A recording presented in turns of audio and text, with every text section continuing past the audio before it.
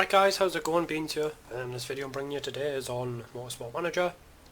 And I'm going to be giving you a few tips on how to improve and sort of things that I've picked up along the way. So let's get in.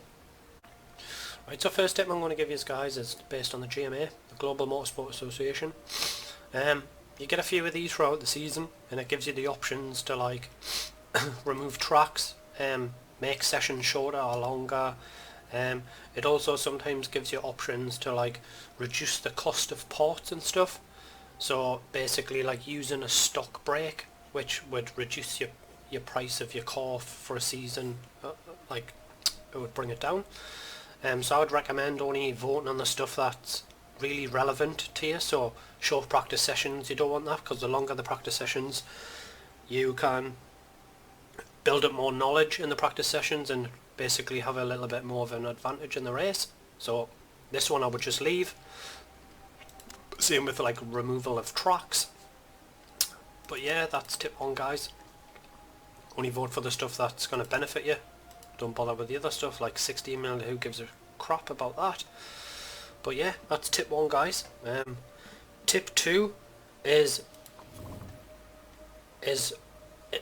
in regards to your parts.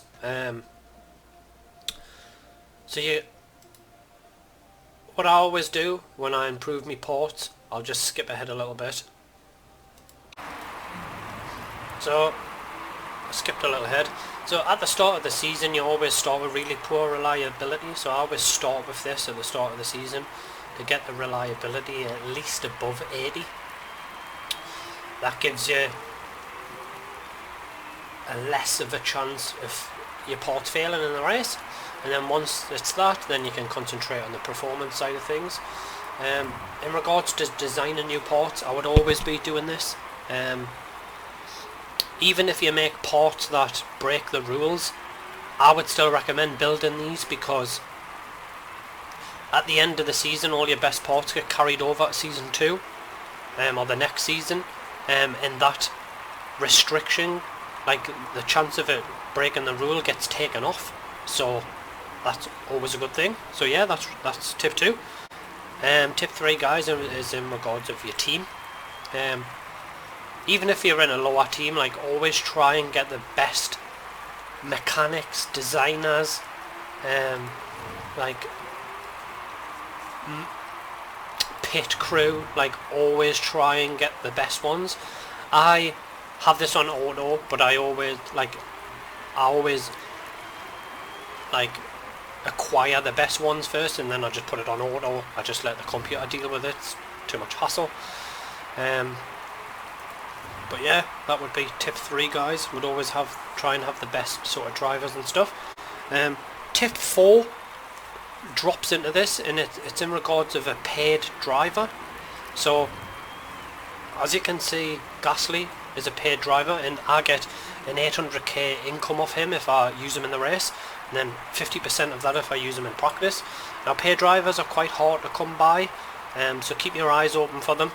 I'm only keeping Gasly in the team because of this, otherwise I would have someone else.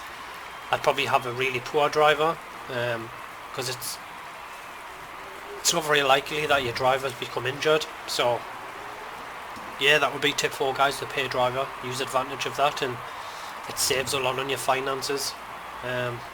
So yeah, tip 5 guys would be sponsors. Don't just go for the old trusty ones that say that you get loads of money. Do the math a little bit if there's a few options. You'd be surprised if you sort of calculate how much you're getting per race and then compare it with the ones that are just giving you outright money. You end up with more money.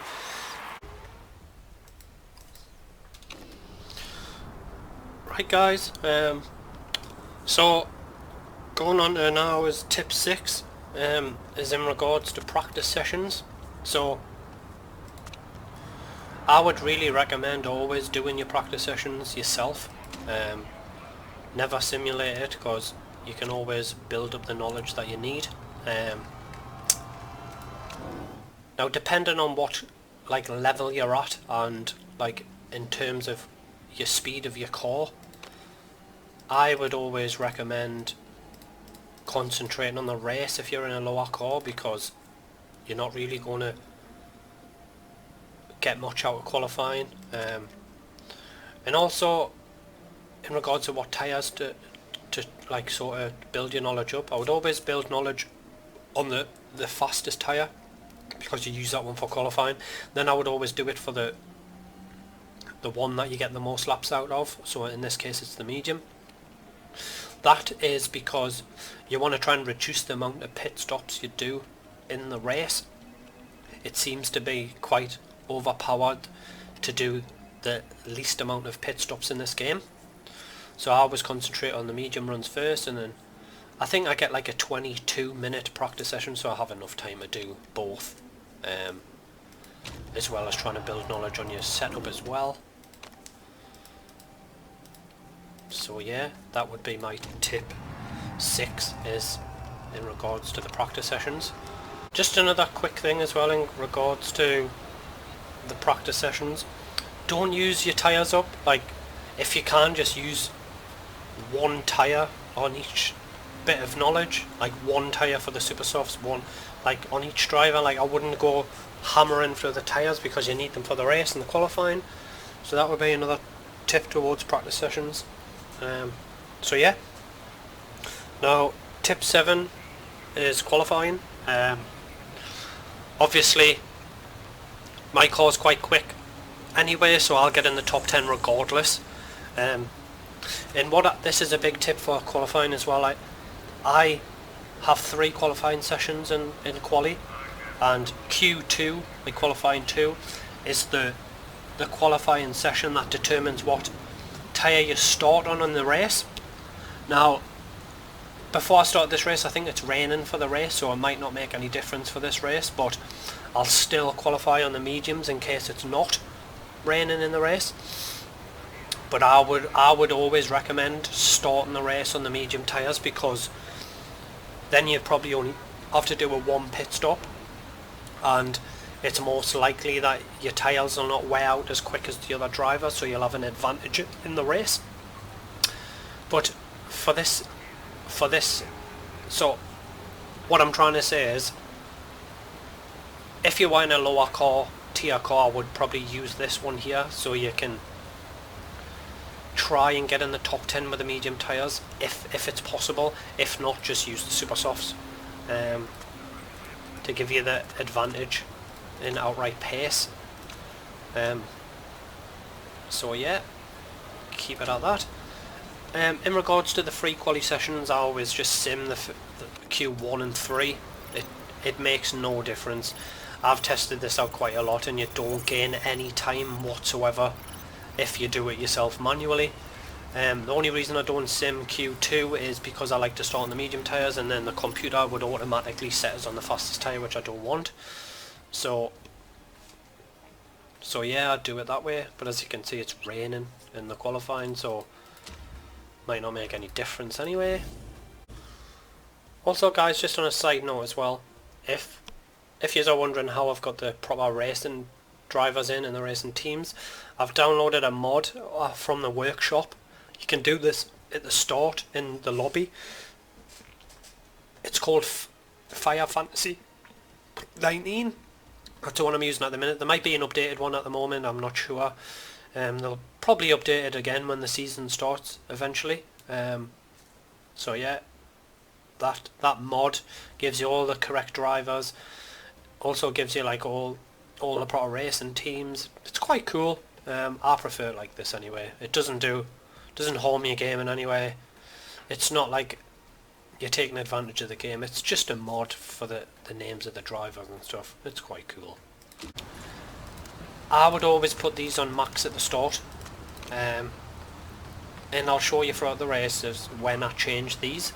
Now, you can run overtake mode until your first pit stop, so halfway through the race I would say, and then you would have to run lean for the rest of the race. Now I only do short races, so I can do this for that. If you do longer races, you'll have to change it, but you want to be sort of getting to the end of the race when you're back to the numbers being all zeros. In regards to the driving style for your tyre wear, I'll show you this as we start the race. So this is what I set up at the start. So skipping ahead. So always put these on auto. It's the ERS management. Too much of a faff on for me. But see where my mouse is? These are your tyre temps here. So your optimal range is the middle. If you start going into the red, your tyres will start wearing quickly, and if you get them in the C, then you'll just start losing too much speed. So for fast forward this times 12, you see they're going up. So what I would do is I would drop them back down to neutral to keep them in the optimal range. So this was only 2 laps. So if they start dropping, then put them back up a little bit, and if they start going too high, put them in back up. Just ignore these guys, they're just being silly. So yeah, keep an eye on the weather. As you can see, it is going to start raining again, so we might get away with still being on intermediate. So I'll try and make these intermediates last for 9 laps. As you can see, the tyres are dropping, so we need to put them back into push. And I'll just keep fiddling with that. As you can see, I'm on minus 1.2.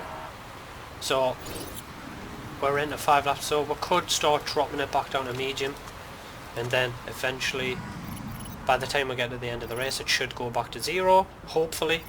I'll keep an eye on it. But yeah, Verstappen's in the lead. The rain looks like it's stopping. There's not much grip on the track till lap 9.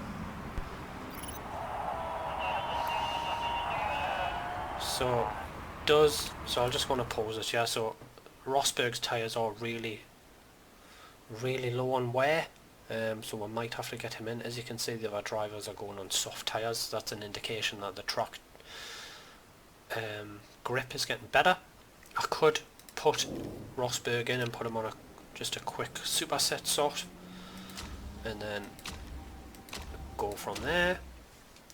I might be able to get away with Verstappen doing just 1 pit stop and just going straight back onto an intermediate set. I will try and drag it out and see how it goes. Drop these all to medium because they're a bit high, and then let's go again.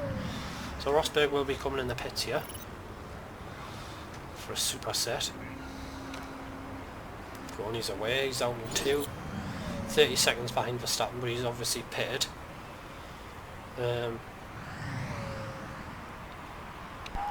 So his tyres are now going, so looks like I will have to drag him in and get him on super softs as well.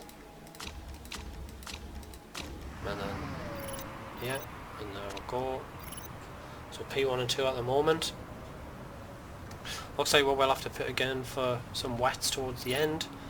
Maybe it's lap 13 when it starts to rain again. But we'll keep an eye on it. Tyres are looking good, fuel's going down back to 0s, so it's all good. Just keep an eye on them temps, you don't want them dropping too low.